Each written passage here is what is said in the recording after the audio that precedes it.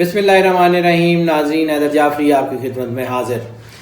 آپ کی آراء ہمارے پاس فریکوینٹلی پہنچ رہی ہیں. آپ کا بہت بہت شکریہ. آپ ہمیں جو ہے وہ میسج کرتے رہتے ہیں، ہم سے رابطے میں رہتے ہیں، ہمارے نمبر پہ کال کرتے ہیں، ہمیں واٹس ایپ میسیجز کر رہے ہیں، اور ہم آپ کے اس بات پہ بھی بہت شکر گزار ہیں کہ آپ ہمارے چینل کو زیادہ سے زیادہ سبسکرائب کر رہے ہیں.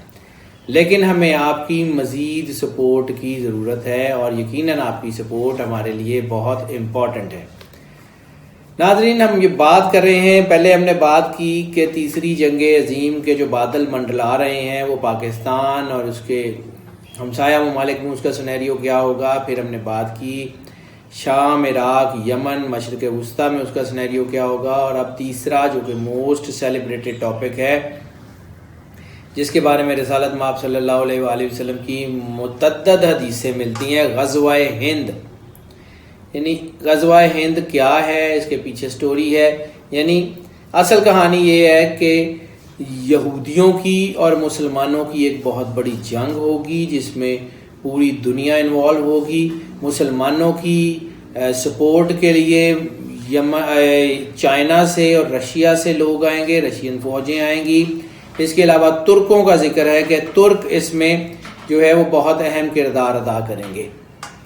اب حالات یہ ہیں کہ عراق، شام اور یمن کی جنگ کے بارے میں ہم نے بات کی، ISIS کی بات کی، تو یہ جو اور خانہ کعبہ کے اوپر جو ہے وہ اٹیک کے پلان کی بات کی.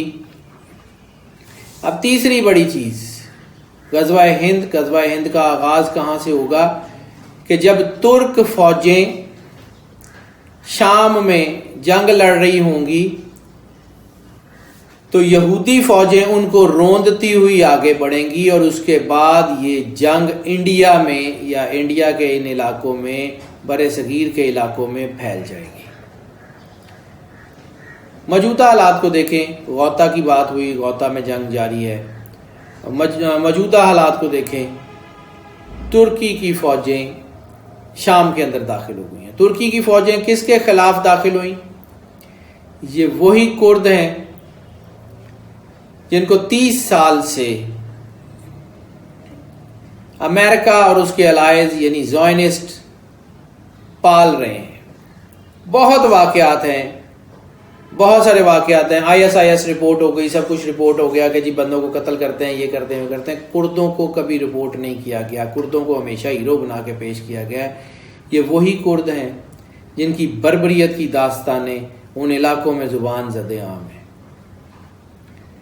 گولان کی پہاڑیوں سے لے کے شام کے علاقوں میں، اردن میں، فلسطین کے مشرقی علاقوں سے، ادھر عرب کے دوسرے علاقوں سے، ان کی داستانیں زبان زد عام ہیں. ان علاقوں میں، ان میں جا کے اگر آپ دیکھیں تو آپ کو نظر آئے گا یہ لوگ مردوں کو قتل کر دیتے ہیں، عورتوں کو اٹھا کے لے جاتے ہیں. ظلم کی انتہائی ظالمانہ داستانیں ان کی لکھی ہوئی ہیں، اور ان کے پیچھے پوری کی پوری زائنسٹ فورسز ہیں. یمن میں جنگ بھی انہی کے ساتھ چل رہی ہے، اور انہی کا اصل میں بہت بڑا کردار ہے یمن کے کردوں کا. کرد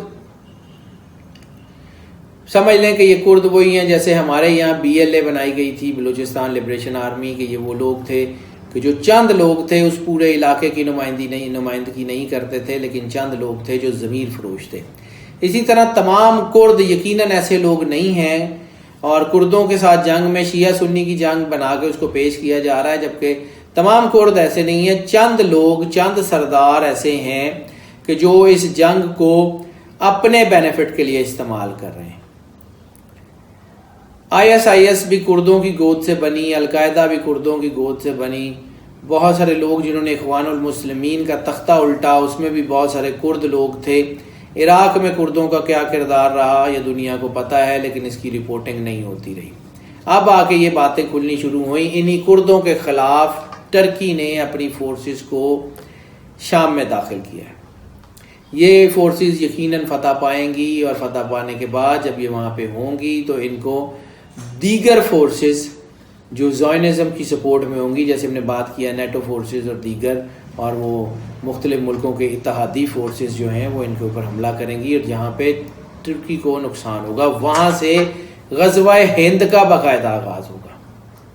جیسے ہم نے پہلے بھی بات کی کہ رسالت مآب صلی اللہ علیہ وسلم نے 2 مرتبہ یہ حدیث کوٹ کی، ایک دفعہ شام میں اور ایک دفعہ یہ کہ فرمایا کہ وہ جو لشکر ہوگا اس کا تیسرا حصہ بھاگ جائے گا اور وہ دنیا کے بدترین لوگ ہوں گے، اللہ ان کی توبہ کبھی قبول نہیں کرے گا۔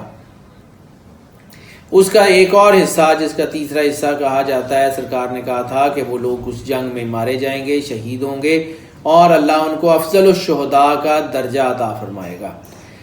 تیسرا حصہ وہ ہوگا جو غازی ہوگا اور جو اس علاقے کو فتح کرے گا اور پھر وہ فتح یاب ہو کے واپس آئے گا۔ حدیث غزوہ ہند کی سب سے زیادہ مشہور حدیث جو ہے وہ یہ ہے کہ جب تم ہندوستان کے بت پرست بادشاہوں کو زنجیروں میں جکڑا ہوا دیکھو گے تو تم عیسیٰ ابن مریم کو اپنے درمیان پاؤ گے۔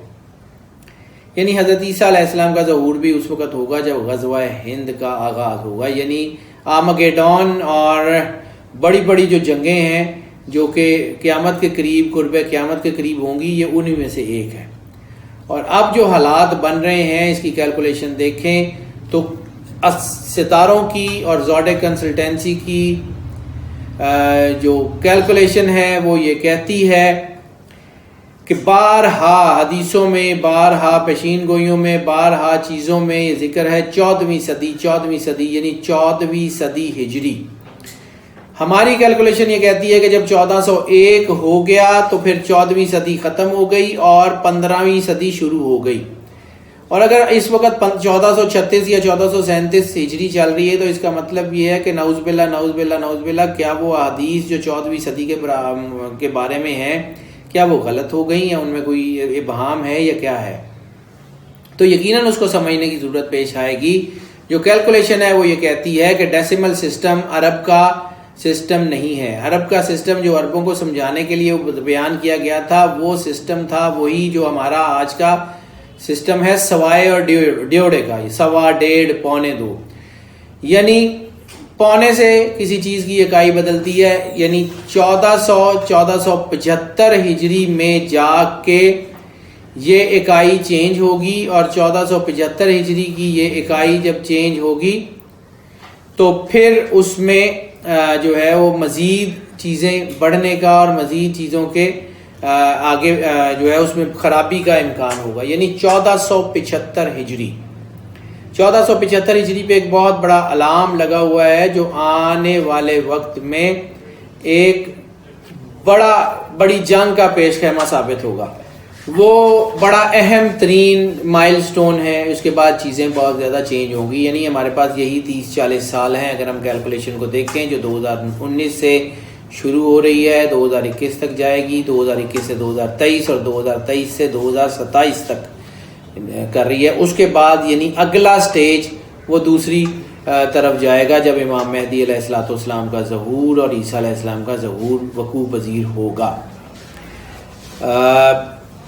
اگر یہ دیکھیں تو اس لشکر کے بارے میں رسالت مآب صلی اللہ علیہ وسلم نے فرمایا تھا کہ بار بار ہم اسی حدیث کی بات کرتے ہیں کہ بیت المقدس کی آبادی میں مدینہ کی بربادی کا راز پوشیدہ ہے۔ مدینہ کا مطلب مسلمان اور بیت المقدس کا مطلب یہودی۔ پھر سرکار نے کہا تھا کہ عیسائی اس جنگ میں مسلمانوں کا ساتھ دیں گے۔ پھر سرکار ختمی مرتبہ صلی اللہ علیہ وسلم نے فرمایا تھا کہ مکے کے اوپر حملے کا پلان کیا جائے گا، یقیناً اللہ تعالیٰ خانہ کعبہ کی حرمت کے اوپر آنچ نہیں آنے دے گا، یقیناً اللہ تعالیٰ مدینہ منورہ کی حرمت میں آنچ نہیں آنے دے گا۔ جیسے ابابیلوں سے ہاتھیوں کے لشکر کو شکست دی تھی ویسے ہی اللہ تعالیٰ آنے والے وقت میں ان مذموم عزائم کو یقیناً ناکام بنائے گا، لیکن اس کی کوشش تو ہوگی۔ پھر ایک اور حدیث ہے کہ آسمان سے آگ برسانے والا تیر بیت المسجد الحرام کے ایک مینار کو منہدم کرے گا۔ تو ایک مینار کو آسمان سے آگ برسانے والا تیر ہو سکتا ہے کوئی چھوٹا موٹا میزائل ہو جو بھولا بھٹکا اس طرف آ جائے، یقیناً لوگ اس کی حفاظت بھی کریں گے۔ اور پھر جب ایسا ہوگا کہ مسلمانوں کی انٹیگریٹی پہ حملہ ہوگا تو تمام دنیا کے مسلمان اکٹھے ہو کے پھر اس جنگ میں کود جائیں گے اور پھر اس جنگ کو منطقی انجام تک پہنچائیں گے۔ اور اس کے بعد دنیا میں وہی وقت ہوگا جس کے بارے میں رسالت مآب نے کہا تھا کہ دنیا میں اسلام ہی اسلام ہوگا۔ اسی طرح ایک اور بہت بڑی جو ہے وہ کوٹ ہے علامہ محمد اقبال کی طرف سے کہ جہاں سے میں دیکھ رہا ہوں آنے والے وقت میں جو دین ہوگا وہ صرف اسلام ہوگا، یعنی اس ساری جنگ کے بعد مسلمان بہت سٹرونگ ہوں گے اور مسلمان جو ہے وہ ایک بہت مضبوط پوزیشن پہ ہوں گے، اور اس کے بعد پھر آرمگیڈون شروع ہو جائے گی۔ آرمگیڈون کے بعد مسلمان پھر ویک ہوں گے اور پھر وہی عیسیٰ علیہ السلام کی حکومت اور امام مہدی علیہ السلام کا ظہور، یعنی یہ اس کا فرسٹ پڑاؤ کا آغاز ہو چکا۔ اب یہ کتنا ٹائم لے گا، یہ کتنی دیر یہ جنگیں جاری رہیں گی، یہ اللہ بہتر جانتا ہے، لیکن اس کا جو آغاز ہے وہ 2019 سے ہو رہا ہے۔ 2027 تک اس کا پہلا پڑاؤ مکمل ہو جائے گا، پہلے پڑاؤ سے دوسرے پڑاؤ تک اور دوسرے پڑاؤ سے تیسرے پڑاؤ تک، یعنی آرمگیڈون جو قیامت کی نشانیوں میں سے ایک ہے، اس کے ظہور میں کتنے سال لگتے ہیں، اور آرمگیڈون کے بعد یعنی قیامت کی جو ہے وہ انعقاد میں کتنا ٹائم لگتا ہے، یہ صرف اور صرف اللہ پاک کی ذات بہتر جانتی ہے۔ لیکن ہم لوگ اس کی نشانیوں میں اس کے بتائے ہوئے حدیث کے، رسالت مآب صلی اللہ علیہ وآلہ وسلم کی حدیث کے اشاروں کے مطابق اور علم اعداد کی کیلکولیشن کے مطابق یہ ضرور بتا سکتے ہیں کہ یہ کام ہونے جا رہا ہے۔ ہم اس جنگ سے تو اوائڈ نہیں کر سکتے، لیکن ہم اس جنگ میں اپنی راہ متعین کر سکتے ہیں کہ ہم نے کس کو سپورٹ کرنا ہے اور ہم نے کس کے ساتھ کھڑے ہونا ہے۔